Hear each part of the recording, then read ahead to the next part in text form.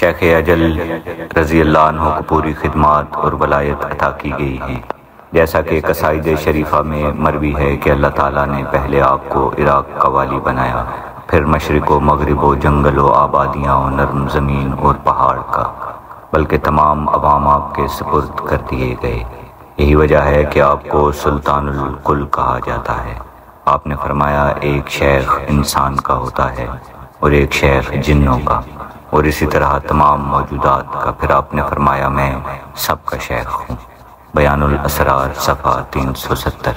من جانب شعبہ نشر و اشاعت دربار قادریہ فاضلیہ بٹالہ شریف، فاضلیہ کالونی، فیروز پور روڈ، لاہور۔